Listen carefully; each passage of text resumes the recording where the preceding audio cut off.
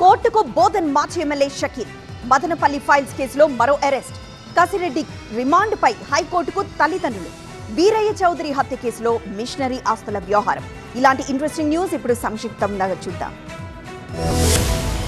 YCP నాయకురాలు మాజీ మంత్రి విడుదల రజని మరిది గోపిని పోలీసులు అరెస్టు చేశారు. బుధవారం రాత్రి హైదరాబాద్ లో ఏసీబీ పోలీసులు గోపిని అదుపులోకి తీసుకున్నారు. విడుదల రజని చిలకలూరిపేట ఎమ్మెల్యేగా ఉన్నప్పుడు పల్నాడు జిల్లా ఎడ్లపాడులో స్టోన్ క్రషర్ యజమానిని బెదిరించి 2.20 కోట్లు వసూలు చేశారనే కేసులో అతడిని పోలీసులు అదుపులోకి తీసుకున్నారు. స్టోన్ క్రషర్ యజమాని ఫిర్యాదుతో దర్యాప్తు చేసిన ఏసీబీ అధికారులు వీరిపై కేసు నమోదు చేశారు. అయితే కూటమి ప్రభుత్వం తనపై కక్ష కట్టిందని, వేధింపుల్లో భాగంగానే ఈ కేసు పెట్టారని విడుదల రజని ఆరోపించారు. ఈ కేసులో ఐపీఎస్ అధికారి జాషువా కోర్టును ఆశ్రయించగా అరెస్టు నుంచి ఉపశమనం కల్పించలేమని హైకోర్టు స్పష్టం చేసింది.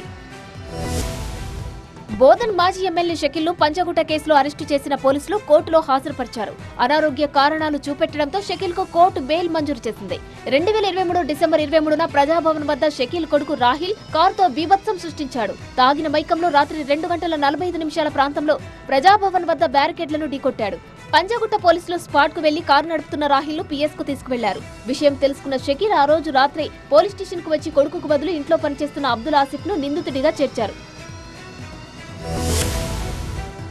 మదనపల్లి ఫైల్స్ దగ్ధం కేసులో కీలక పరిణామం చోటు చేసుకుంది. మాజీ మంత్రి పెద్దిరెడ్డి అనుచరుడు మాధవరెడ్డిని మదనపల్లిలో పోలీసులు అరెస్టు చేశారు. ఆయనను స్థానిక పోలీస్ స్టేషన్ కు తరలించి విచారిస్తున్నారు. విచారణ అనంతరం కోర్టులో ప్రవేశపెట్టే అవకాశం ఉంది.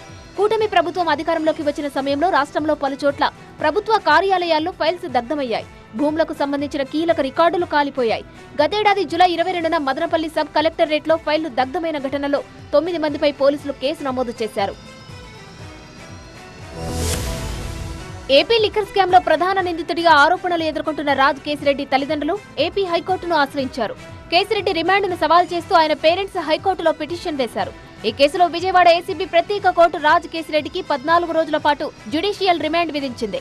గత ప్రభుత్వంలో ఐటీ సలహాదారుగా ఉంటూనే కేసిరెడ్డి బేవరేజెస్ కార్పొరేషన్ అధికారులను ప్రభావితం చేశారని, నెలకు 50 నుంచి 60 కోట్ల చొప్పున 5 ఏళ్లలో సుమారు 3,200 కోట్లకు పైగా మద్యం కంపెనీల నుంచి కమిషన్లు తీసుకునేలా పాలసీని రూపొందించడంలో కీలక పాత్ర పోషించారని సిట్ అధికారులు ఆరోపించారు.